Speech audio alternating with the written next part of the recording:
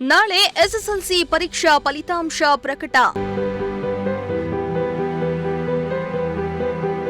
ಬೆಳಗ್ಗೆ 11:30ಕ್ಕೆ ಇಲಾಖಾ ವೆಬ್ಸೈಟ್ನಿಂದ ರಿಸಲ್ಟ್.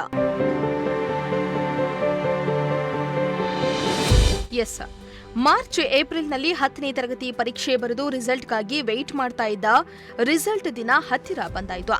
ನಾಳೆಯೇ ಶಿಕ್ಷಣ ಇಲಾಖೆ ಎಸ್ಎಸ್ಎಲ್ಸಿ ಫಲಿತಾಂಶ ಪ್ರಕಟಿಸುವುದಾಗಿ ಶಿಕ್ಷಣ ಇಲಾಖೆ ಅಧಿಕೃತವಾಗಿ ತಿಳಿಸಿದೆ. ಈಗಾಗಲೇ ಮೌಲ್ಯಮಾಪನ ಕೂಡ ಮುಕ್ತಾಯಗೊಂಡಿದೆ. ನಾಳೆ ಬೆಳಗ್ಗೆ 11:30ಕ್ಕೆ ಶಿಕ್ಷಣ ಸಚಿವ ಸುದ್ದಿಗೋಷ್ಠಿಯನ್ನ ನಡೆಸಿ ಫಲಿತಾಂಶವನ್ನ ಪ್ರಕಟಿಸಲಿದ್ದಾರೆ. ಮಧ್ಯಾಹ್ನ 12:30ರ ಸುಮಾರಿಗೆ ಶಿಕ್ಷಣ ಇಲಾಖೆ ವೆಬ್ಸೈಟ್ನಲ್ಲಿ ಎಸ್ಎಸ್ಎಲ್ಸಿ ಪರೀಕ್ಷೆ ಫಲಿತಾಂಶ ಲಭ್ಯವಾಗಲಿದ್ದು, ವಿದ್ಯಾರ್ಥಿಗಳಲ್ಲಿ ಸಂತೋಷ, ಆತಂಕ ಹೆಚ್ಚಾಗಿದೆ.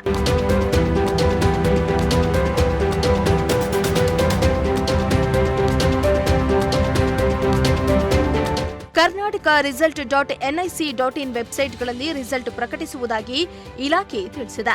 ಒಟ್ಟು 8,96,447 ವಿದ್ಯಾರ್ಥಿಗಳು ಪರೀಕ್ಷೆಗೆ ಹಾಜರಾಗಿದ್ರು. ಸುಮಾರು 15,881 ಶಾಲೆಗಳ ವಿದ್ಯಾರ್ಥಿಗಳು 2,817 ಪರೀಕ್ಷಾ ಕೇಂದ್ರಗಳಲ್ಲಿ ಪರೀಕ್ಷೆ ಬರೆದಿದ್ದು, ವಿದ್ಯಾರ್ಥಿಗಳ ಭವಿಷ್ಯ ನಾಳೆ ಹೊರಬೀಳಲಿದೆ.